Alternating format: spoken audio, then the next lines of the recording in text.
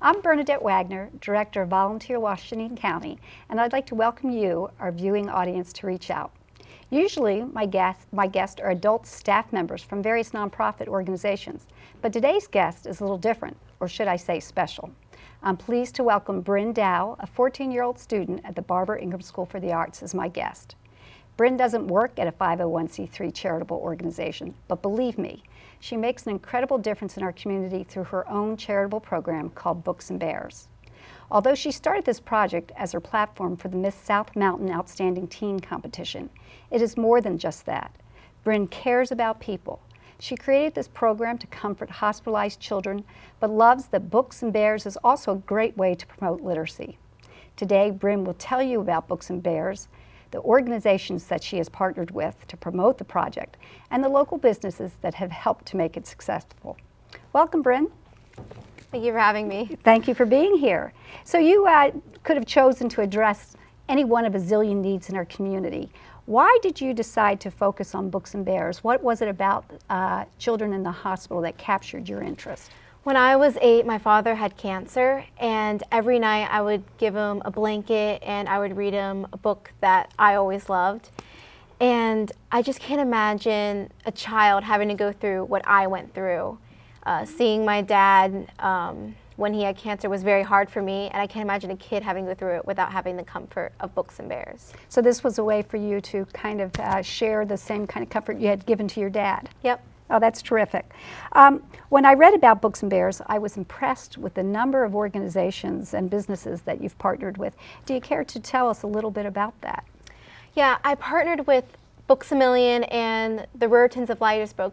Books A Million has been super nice by helping me raise money for books and also helping me with donations for books. And the Ruraltons of Leidesburg give me little Rudy Bears that the kids love because they tell them a little about the Ruraltons, and they're really cute, and they have like little shirts, and I really enjoy them. That's great. What age are the children that you typically give these Books and Bears to? Anywhere from newborn infant to maybe 12 years old about. Okay, okay.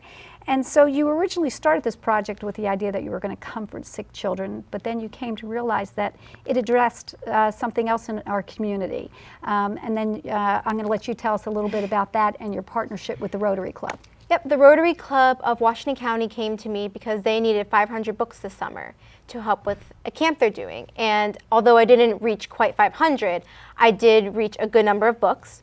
And I also help them fight illiteracy by going to camp every Wednesday from 10 to 10:30, and I read to little kids with the help of high school volunteers. So that's terrific. So the Books and Bears program, it comforts the kids, but it also sort of promotes literacy too, because the children are being read to, or they're reading the books themselves. So that's terrific. And I know that Washington County, I think, ranks third in terms of literacy in our state. So this is much needed in our community. It really is. It's very much needed.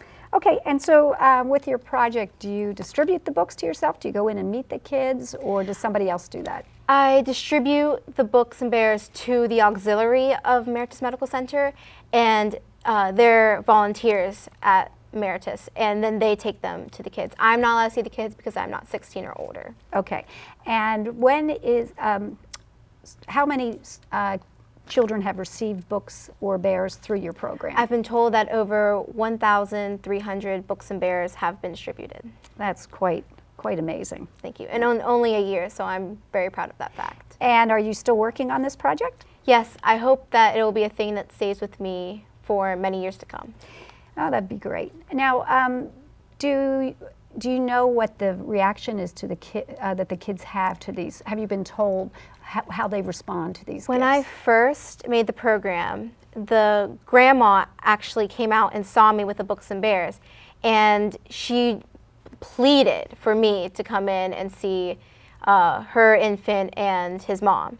So I was actually able to go in with my Books and Bears and give it to the child, and he was just completely elated. He was kind of sick, so he wasn't able to show it, and he was newborn, But you could just tell that he saw that bear and he saw the book, and the mom was so happy and the grandma was in tears. I mean, it was just a great moment. Oh, that's terrific.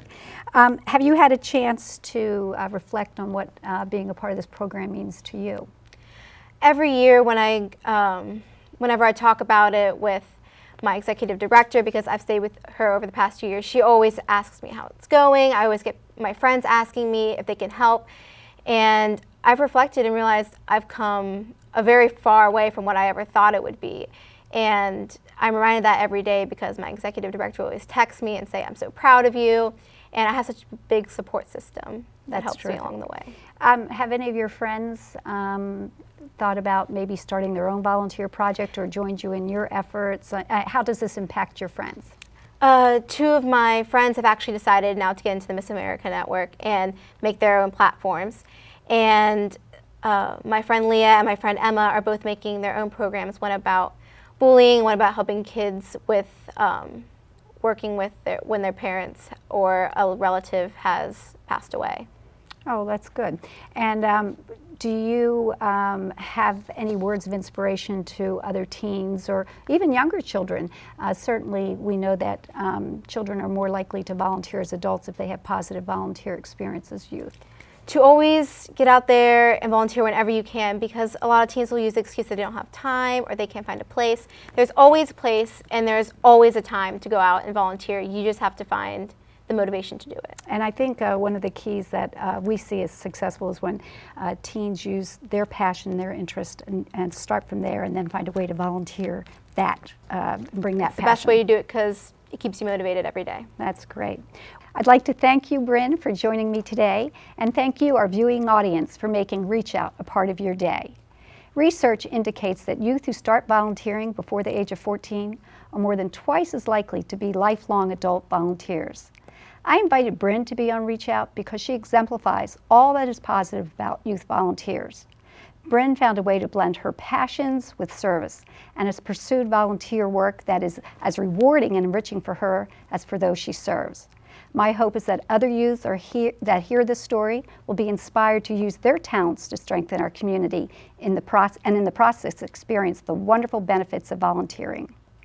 Good stories entertain, educate, and influence. If you have a good volunteer experience or a volunteer story you'd like to share, I hope you can share it with me at Volunteer Washington County. Email me your story and we'll post them on our website. Have a great day. Thank you for joining me.